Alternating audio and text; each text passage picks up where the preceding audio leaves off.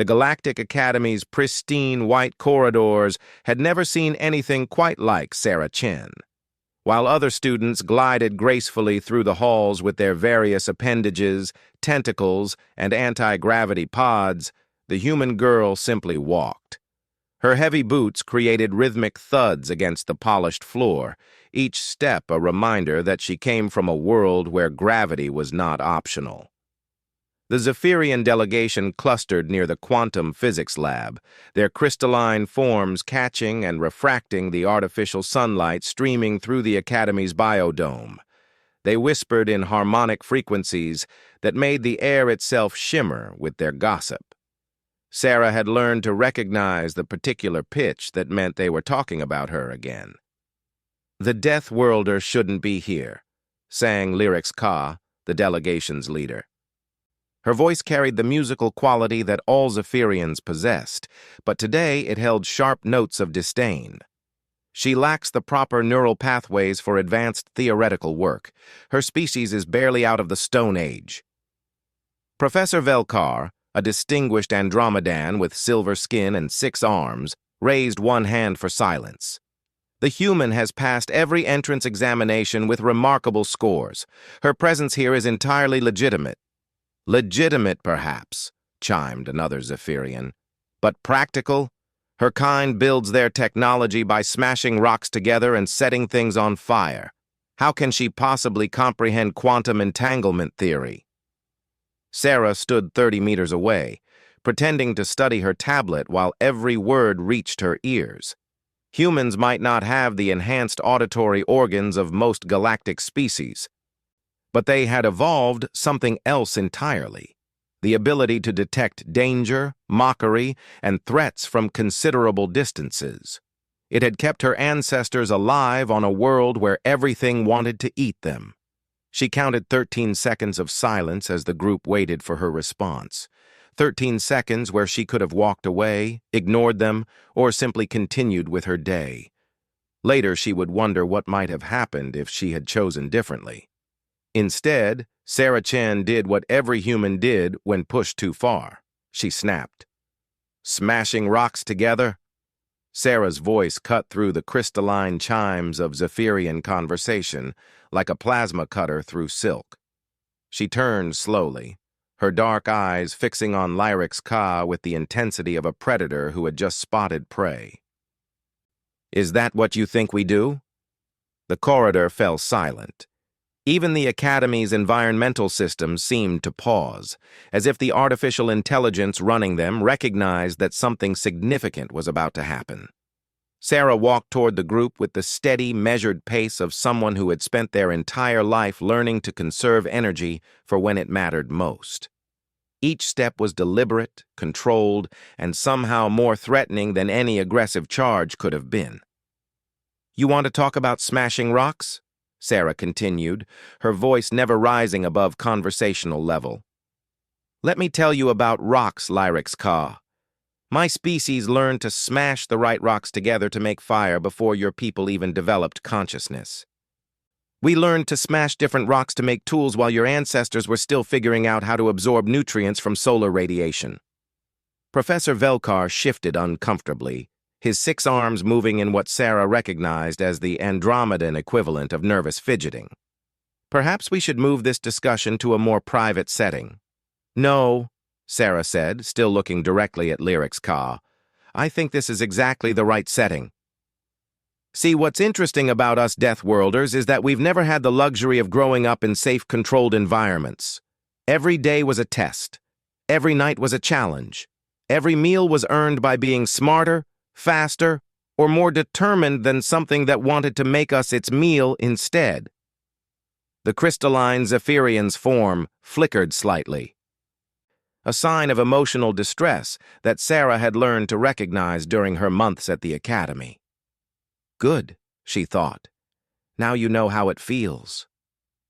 "While your people were developing beautiful harmonic languages and creating art from light itself," Sarah continued, beginning to pace slowly back and forth in front of the group, "my people were learning to turn those smashed rocks into weapons, then into tools, then into machines, then into starships.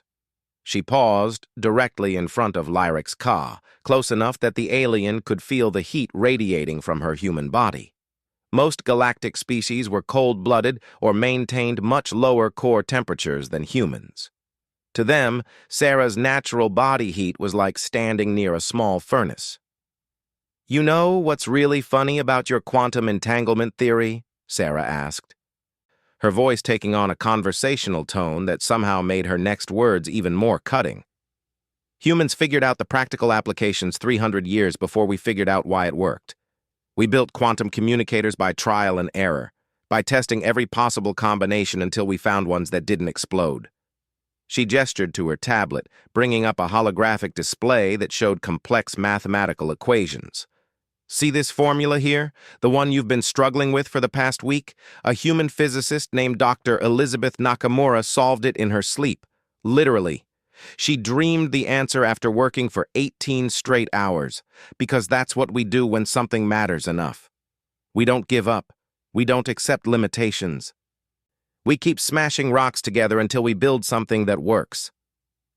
The other students in the corridor had begun to gather, drawn by the unusual sight of a human openly challenging a Zephyrian delegation. Most had never seen anything like it. In their cultures, direct confrontation was either ritualized or avoided entirely. The raw, unfiltered aggression that humans could display was something they had only read about in xenobiology textbooks. "Your species," Sarah said, turning to address the entire group, "has had faster-than-light travel for over 10,000 years. You've had access to the galactic community, shared knowledge, and collaborative research for millennia, and in all that time, with all those advantages, how many fundamental breakthroughs have you made in quantum physics?" Lyric's Ka's crystalline form flashed with indignant colors. "We have made numerous contributions to the field of—" "7," Sarah interrupted. I looked it up. 7 major breakthroughs in 10,000 years. Want to know how many humans have made in the 200 years since we figured out that the universe was bigger than our solar system? She manipulated her tablet again, bringing up a new display. 43. 43 fundamental changes to how quantum physics works, all discovered by people who learned science by smashing rocks together and setting things on fire. The silence that followed was different from the one 13 seconds earlier. This wasn't the pause of someone being given a chance to respond. This was the silence of minds being forced to reconsider everything they thought they knew. Professor Velkar cleared his throat, a sound like wind chimes in a gentle breeze. "Miss Chen, while your passion is admirable, perhaps we could discuss this in a more academic manner." Sarah turned to look at him, and for a moment her expression softened. Velkar had always been fair to her, never questioning her right to be at the academy.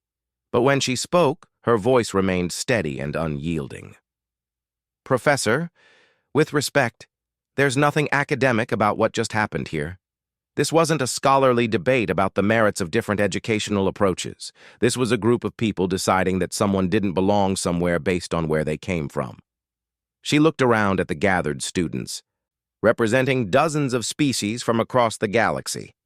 Some looked uncomfortable, others curious, and a few seemed genuinely thoughtful about what they had just witnessed. "You want to know the real difference between Deathworlders and everyone else?" Sarah asked.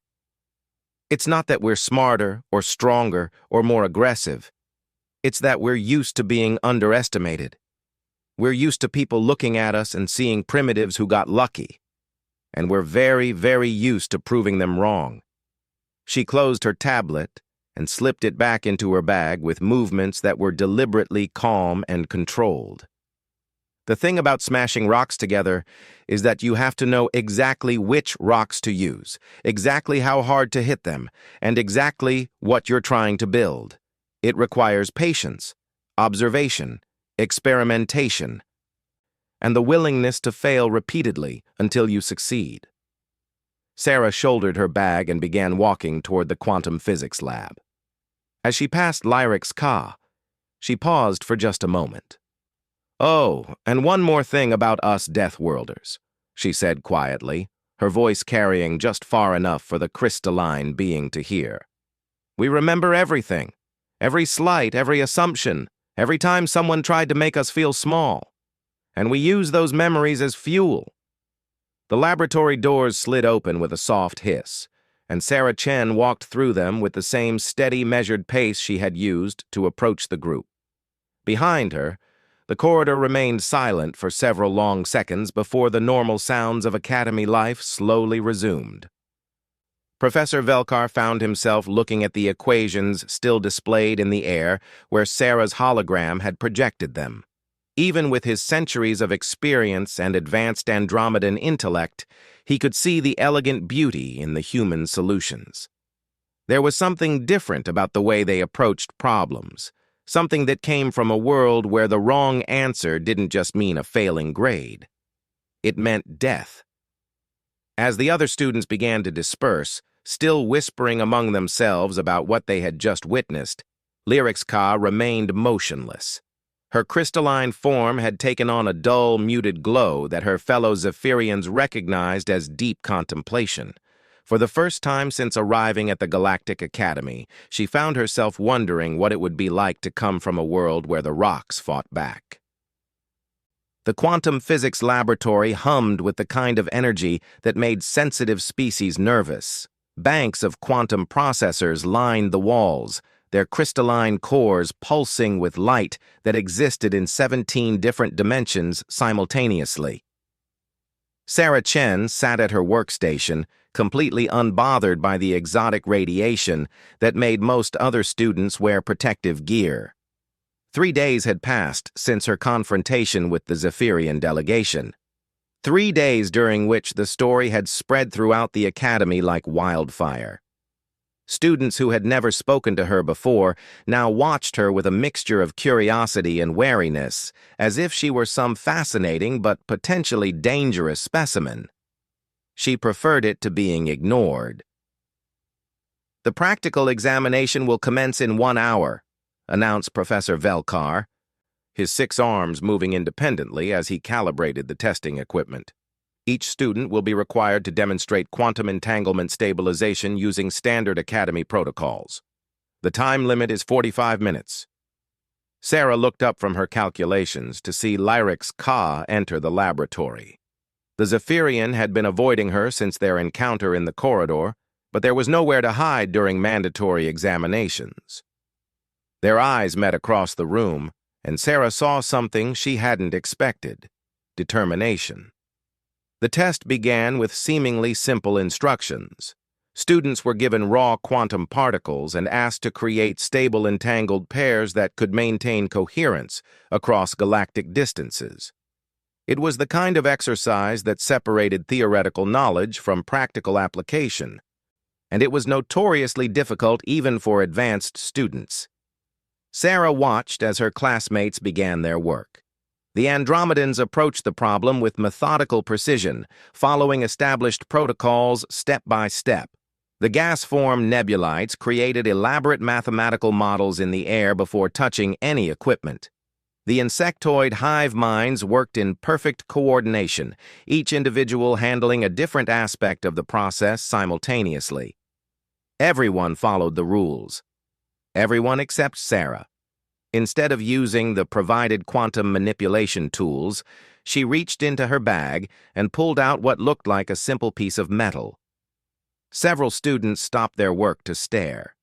Professor Velkar's primary eyes focused on her, while his secondary ones continued monitoring the other students. "Miss Chen," he said carefully, "the examination requires the use of standard academy equipment." "The examination requires quantum entanglement stabilization," Sarah replied, not looking up from her work. "It doesn't specify how to achieve it." The metal object in her hands was actually a highly sophisticated piece of human engineering, designed to look primitive while containing technology that most galactic species wouldn't develop for another millennium. Sarah's fingers moved across its surface with practiced ease, making adjustments that would have been impossible with conventional tools. Around the laboratory, other students began to struggle with their assignments. Quantum particles were notoriously unstable, requiring precise environmental controls and exact mathematical calculations to maintain entanglement.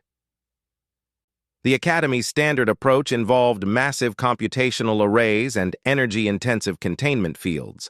Sarah was doing it with what appeared to be a handheld device and her intuition. "Impossible," whispered a tentacled scholar from the outer rim. "Quantum coherence cannot be maintained without proper isolation chambers." "Actually," Sarah said, still working, "it can. You just have to think about the problem differently." She held up her device, which now displayed a perfect quantum entanglement matrix. Two particles, separated by the length of the laboratory, maintained perfect synchronization, despite every law of physics suggesting they should have decohered within seconds. "The problem with standard protocols," Sarah continued, beginning to gather her things, "is that they're designed for species that think in terms of control and isolation. You build bigger machines, stronger containment fields, more complex calculations. But quantum particles don't want to be controlled. They want to be understood." Professor Velkar approached her workstation, his instruments confirming what his eyes could hardly believe. The entanglement was not only stable, it was actually strengthening over time. "How is this possible?" Sarah smiled, and for the first time since arriving at the Academy, it was a genuinely warm expression rather than the polite mask she usually wore. "My grandmother taught me to knit when I was 7 years old, taught me that if you try to pull wool too tight, it breaks, but if you understand the natural tension the fibers want to maintain, you can create something that's both flexible and incredibly strong." She gestured to her device, which was now projecting a three-dimensional model of quantum interactions that looked less like a scientific diagram and more like an intricate piece of art. "Quantum particles are the same way. They're not chaotic. They're following patterns that we don't usually bother to observe because we're too busy trying to force them to do what we want." The other students had stopped pretending to work on their own assignments. Even Lyrix Ka had abandoned her crystalline manipulation tools to watch Sarah's demonstration. "The breakthrough came about 60 years ago," Sarah continued, "when Dr. Maria Santos was trying to figure out why quantum computers kept failing during solar flares. Instead of building better shielding, she started tracking the particles' natural responses to electromagnetic interference. Turned out they weren't being disrupted. They were trying to communicate. She made another adjustment to her device, and suddenly every quantum processor in the laboratory began resonating in harmony. The exotic radiation that had been making sensitive students uncomfortable transformed into something that felt almost like music. "The particles want to entangle," Sarah said. "They want to connect across impossible distances and share information instantaneously. We just have to stop getting in their way and start listening to what they're trying to tell us." Professor Velkar was frantically taking notes, his 6 hands moving at speeds that would have been impressive even for his species. The implications of this approach. The applications for long-range communication, for quantum computing, for dimensional bridge technology, are being explored by human research teams across the galaxy, Sarah finished. While most species were perfecting their control methods, we were learning to collaborate with quantum mechanics instead of trying to dominate it. She stood up, slinging her bag over her shoulder. "The test is finished, Professor. My entanglement matrix will remain stable for approximately 72 hours without any additional input. Feel free to run whatever verification tests you need." As Sarah walked toward the laboratory exit, Lyrix K's crystalline form began to glow with the soft light that indicated deep thought. "Wait!" she called out, her harmonic voice carrying a note that Sarah had never heard from her before. "Respect." Sarah paused at the doorway but didn't turn around. "Your device," Lyrix Ka continued. "It looks like primitive metalwork, but it's not, is it?" "No," Sarah said. "It's not. Why disguise advanced technology to appear simple?" For the first time, Sarah turned back to face the Zephyrian delegation leader. Her expression was unreadable, but her voice carried the weight of centuries of human history. Because we learned a long time ago that showing people exactly how dangerous you are tends to make them nervous. Better to let them think you're primitive right up until the moment you prove them wrong. She pulled the device from her bag again, but this time she activated a different function.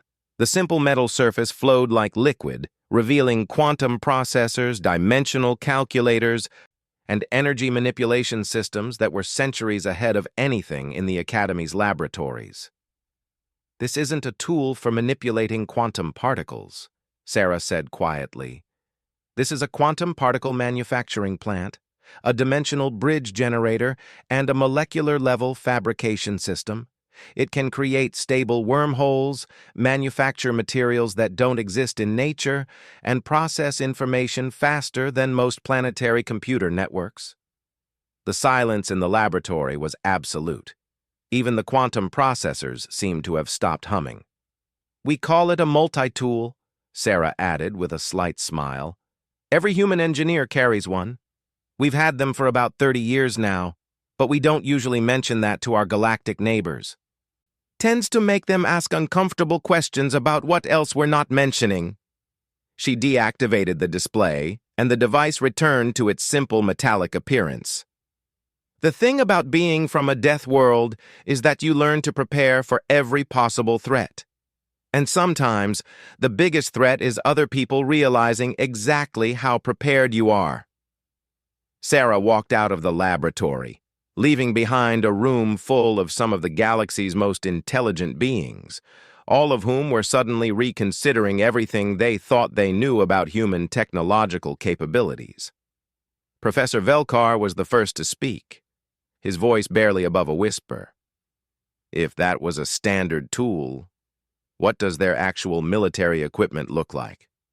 Lyrics Ka's crystalline form pulsed with colors that had no names in galactic standard language. For the first time in her life, the proud Zephyrian was beginning to understand why every species that had ever threatened humanity had ultimately chosen to become their allies instead. In the corridor outside, Sarah Chen walked with the same steady pace she always used, her heavy boots creating their familiar rhythm against the polished floor. But now, instead of sounding primitive and out of place, each step seemed to carry the weight of an entire civilization that had spent millennia learning to turn adversity into advantage. Behind her, the greatest minds of a dozen species struggled to comprehend the implications of what they had just witnessed. And somewhere in the Academy's data archives, automated systems began flagging certain files for immediate review by the Galactic Council. Files labeled Human Technological Assessment, Priority Urgent. The emergency session of the Galactic Academy's governing board convened at 0347 hours, Galactic Standard Time. Representatives from 17 different species filled the council chamber, their various forms of communication creating a cacophony of sounds, lights, and electromagnetic pulses that would have been overwhelming to most beings. Sarah Chen sat in the center of it all, looking remarkably calm for someone whose simple demonstration had apparently triggered the first emergency session in the Academy's 6,000-year history. Chancellor Thek Moore, an ancient being whose species had evolved beyond physical form eons ago, manifested as a shimmering pillar of condensed light. When he spoke, reality itself seemed to vibrate with his words. "Miss Chen," the Chancellor began, "preliminary analysis of your quantum manipulation device has yielded concerning results." Sarah raised an eyebrow. "Concerning how?" The holographic displays around the chamber came to life, showing detailed scans of her multi-tool and the quantum entanglement matrices she had created. The readings were so far beyond standard galactic technology that several representatives required mathematical translation just to comprehend the basic concepts. The energy efficiency ratings alone, spoke Counselor Vex Prime, a cybernetic intelligence from the synthetic worlds, exceed our theoretical maximums by factors that should be physically impossible. Your device appears to violate several fundamental laws of thermodynamics. It doesn't violate them, Sarah replied. It uses them. The difference is that we stopped thinking of physical laws as limitations and started thinking of them as tools. Admiral Korath of the Draconic Hegemony leaned forward, his scales shifting to deep red, a sign of significant agitation among his people. Young human, do you understand the implications of what you've shown us? If your species possesses technology of this sophistication, it changes everything about galactic power dynamics. Sarah was quiet for a moment, considering her words carefully. Around her, the most powerful beings in known space waited for her response, and she couldn't help but think about how surreal the situation was. 6 months ago, she had been just another student from Earth, applying for admission to the Galactic Academy. Now she was apparently at the center of what looked like a diplomatic crisis. "Can I ask you something?" Sarah said finally. "When humans first applied for academy admission, what did you expect us to be like?" Chancellor Theckmore's light form pulsed thoughtfully. "We expected primitive but enthusiastic students. Your species had only recently achieved faster-than-light travel, and your technological development appeared to follow standard evolutionary patterns. Perhaps slightly accelerated due to your competitive nature, but nothing unprecedented. And what do you expect now?" The silence that followed was heavy with implications. Sarah could see the fear in some representatives, curiosity in others, and what looked like calculation in a few. She had seen those same expressions on the faces of bullies back on Earth when they suddenly realized their target wasn't as helpless as they had assumed. "We don't know what to expect," admitted Counselor Zephys 9 of the Crystal Collectives. "And that uncertainty is troubling." Sarah stood up, her simple movement somehow commanding the attention of beings who could reshape matter with their thoughts or command fleets of starships across dimensional barriers. "Let me tell you what you should expect," she said. She reached into her bag and pulled out what looked like a child's toy, a small cube covered in bright colors and simple patterns. Several representatives actually laughed, which created an interesting symphony of sounds ranging from crystalline chimes to electromagnetic static. "This," Sarah said, holding up the cube, "is what human children play with to develop spatial reasoning skills. We call it a puzzle cube." She began manipulating the cube, and slowly the random colors aligned into perfect patterns. "The goal is simple. Arrange all the colored squares so that each face of the cube shows only one color. A human child can usually solve it in a few minutes. Some of our best solve it in under 10 seconds. Admiral Korath snorted, a sound like escaping steam. "What does a simple spatial puzzle have to do with galactic implications?" Instead of answering directly, Sarah made one final twist of the cube. But instead of the expected 6 solid-colored faces, the cube transformed into something that made several representatives step backward in alarm. The colors had become windows into other dimensions. Each face showed a different reality. Star systems where physics worked differently. Timelines where history had taken alternate paths. Universes where the basic structure of matter itself followed different rules. "The thing about human children," Sarah said casually, as if she weren't holding a device that was casually violating several laws of dimensional physics, "is that we teach them to see patterns and solve problems from a very early age. What you call a simple spatial puzzle, we call basic training for multidimensional thinking." She tossed the cube gently into the air, where it vanished completely before reappearing in her hand. "Every human child plays with toys that require them to understand quantum superposition, parallel processing, and non-linear causality. Not because we're trying to create super soldiers or technological superiority.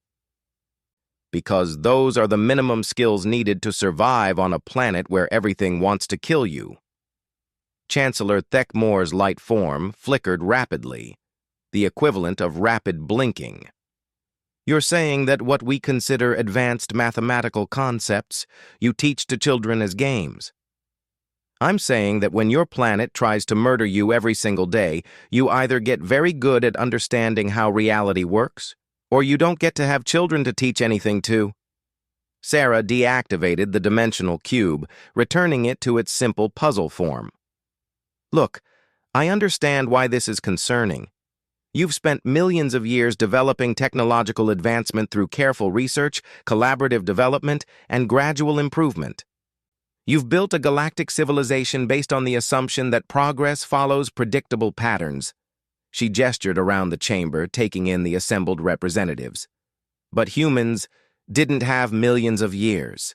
We had to figure out how to go from stone tools to starships in about 12,000 years, while fighting off ice ages, plagues, natural disasters, and each other. We didn't have the luxury of gradual development. Counselor Vex Prime's optical sensors focused on Sarah with mechanical precision.